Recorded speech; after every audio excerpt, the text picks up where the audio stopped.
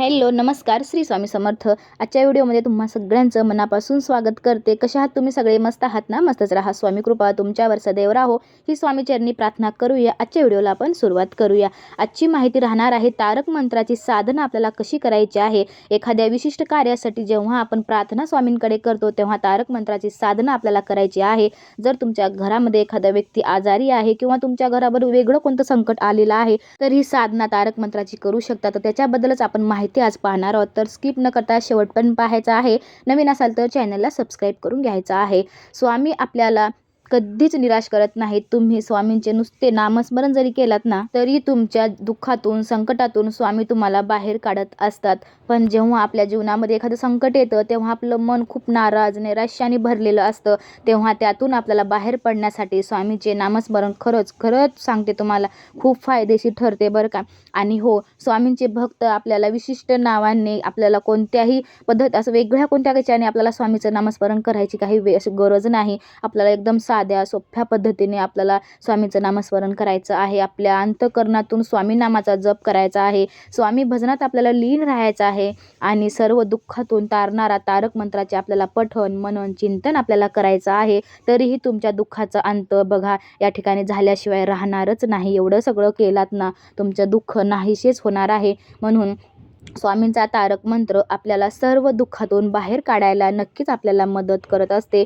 सध्या सरळ आणि सोप्या भाषेत जेव्हा आपण आपल्या मनाला सांगतो ना की खरंच आता निर्भय हो, आता स्वामी तुझ्या पाठीशी आहेत, तेव्हा आपल्या मनाला येणारं नैराश्य दुःख दूर होऊन मन सकारात्मक ऊर्जेच्या प्रभावाखाली येत असते आणि तेथूनच सुरू होतो तारक मंत्राचा चमत्कार। तारक मंत्राविषयी माहीत नसलेला आपल्याला एकही स्वामी भक्त या ठिकाणी मिळणार नाही। सगळ्यांनाच तारक मंत्र माहीत आहे, पण तरीही तारक मंत्राविषयी किंवा त्याने होणाऱ्या फायद्याविषयी खूप तोटकच लोकांना माहीत आहे। म्हणून आपण आजच्या या व्हिडिओमधून श्री स्वामींच्या तारक मंत्राविषयी जाणून घेणार आहोत। विशिष्ट कामासाठी विधीपूर्वक तारक मंत्राचा जप कसा करायचा आहे तेच आपण बघणार आहोत। तर आपल्या जीवनामधलं येणारं दुःख संकट किंवा अपयशाने आपण जेव्हा खचून जातो ना तेव्हाच आपल्या मनावर आलेल्या नैराश्याने मनावर नकारात्मक विचारांच्या सावटाने आपल्या मनाला आधारहीन वाटायला लागते, तेव्हा ना खरंच स्वामींचा तारक मंत्र आपल्यासाठी नवसंजीवनाचे काम करत असतो।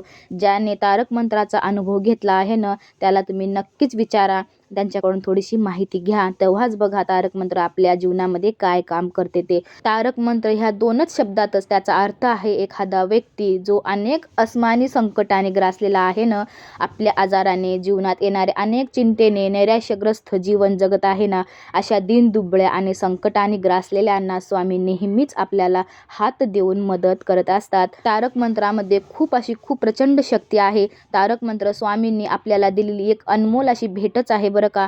कारण या तारक मंत्रात इतकी प्रचंड शक्ती आहे की आपल्या जीवनातील दुःख येणारे संकट मनात निर्माण झालेले नैराश्य एका क्षणात दूर करण्याचे सामर्थ्य या तारक मंत्रामध्ये आहे। ही ती स्वामींचीच अगम्य लीला अगम्य शक्ती आहे जी आपल्याला बळ देते आणि आपल्यावर आलेल्या संकटाचे दुःखाचे निवारण करते। जेव्हा आपण हा मंत्र म्हणायला सुरुवात करतो ना तेव्हा आपल्याला शारीरिक मानसिक व बौद्धिक आपल्याला बळ मिळत असते। आणि जेव्हा आपण विशिष्ट कार्यासाठी विशिष्ट कोणत्या संकटांना दूर करण्यासाठी आपल्या कोणत्या मनातल्या इच्छा पूर्ण करण्यासाठी या तारक मंत्राची साधना करतो ना तेव्हाच नक्कीच त्या गोष्टीमध्ये आपल्याला यश प्राप्त होत असते। विशिष्ट कामासाठी आपल्यावर असलेल्या दुःखातून संकटातून बाहेर निघण्यासाठी विधीपूर्वक तारक मंत्र जप आपल्याला करायचा असतो। जेव्हा आपण तारक मंत्राची साधना म्हणतो ना तेव्हाच बऱ्याच लोकांना ते सहज पटण्यासारखं नसते बरं का। तारक मंत्र हेच तर काम करते, ते आपल्या मनाला स्वामीची शक्ती जाणीव करून देते, ज्यातून विश्वास निर्माण होऊन सकारात्मकता वाढीस लागत असते। आणि तुम्हाला माहीत आहेच, जेव्हा मनाची सकारात्मक ऊर्जा कार्य सुरू करते ना तेव्हा आपल्यासाठी कोणतीच गोष्ट अशक्य नसते। तारक मंत्राचा जप आपण केव्हाही करू शकतो, तरीही प्राप्त शुचिर्भूत होऊन आपल्याला शुद्ध व पवित्र मनानेच केलेली साधना नेहमीच फलदायी ठरत असते।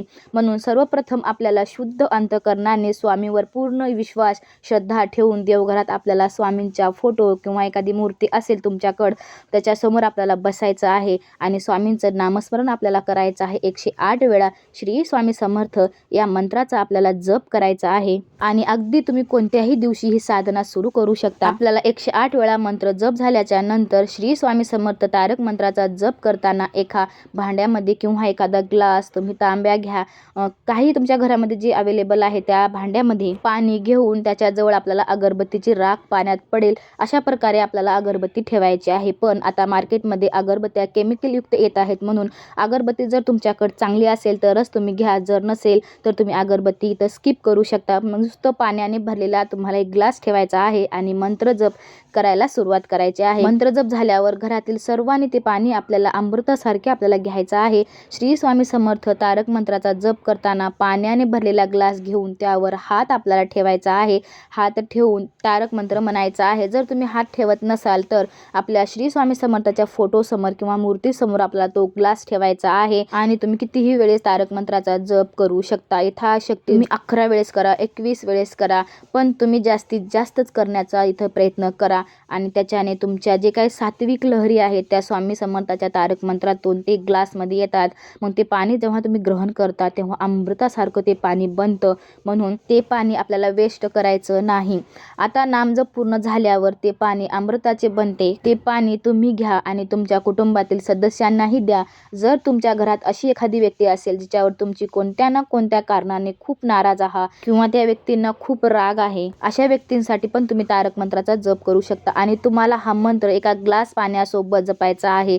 एवढंच लक्षात ठेवायचं आहे, खूप सोपं आहे। मूर्तीसमोर बसायचं आहे देवघरामध्ये आणि तुमच्या ग्लासमध्ये पाणी घ्यायचं आहे, पाण्यावर हात ठेवायचा आहे आणि तारक मंत्र जपायचा आहे आणि तेच पाणी आपल्या घरातल्या सदस्यांना द्यायचं आहे। असं तुम्हाला रोज सकाळी तुम्हाला करायचं आहे आणि ही प्रक्रिया आपल्याला रोज रोज करायची आहे। एकही दिवस आपल्याला स्किप करायचा नाही। जेव्हा महिलांना मासिक पाळी येते ना तेव्हा आपल्याला हे 5 दिवस स्किप करायचे आहेत, पुन्हा नव्याने आपल्याला सुरुवात करायची आहे, पण ही सेवा कंटिन्यू ठेवायची आहे।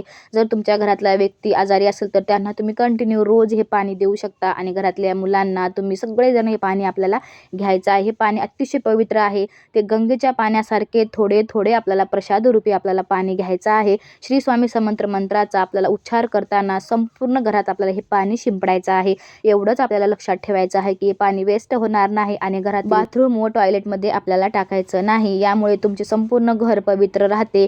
असे केल्याने तुमच्या घरात नेहमी सकारात्मक वातावरण राहते, भांडणे होणार नाहीत आणि असलेल्या समस्या आणि दुःख यातून तुम्ही लवकरच बाहेर पडणार आहात। श्री स्वामी समर्थ तारक मंत्र हा स्वामींचा प्रत्यक्ष आशीर्वादच आहे, नकारात्मकतेतून बाहेर काढण्याचा एक प्रभावी उपाय आहे। तारक मंत्राचा आपल्याला जर काही अनुभव आला असेल तर मला कमेंटमध्ये नक्कीच सांगा आणि सगळ्या स्वामी भक्तांपर्यंत हा व्हिडिओ शेअर करायचा आहे आणि जर ही माहिती जर तुम्हाला आवडली असेल तर आपल्या चॅनलला सबस्क्राईब करायचं आहे, लाईक करायचं आहे। तर पुन्हा भेटूया अशाच एका माहितीपूर्ण व्हिडिओसोबत। तोपर्यंत तुम्हा सगळ्यांना श्री स्वामी समर्थ। शेवटपर्यंत व्हिडिओ बघितल्याबद्दल मनापासून धन्यवाद करते। बाय बाय सगळ्यांना।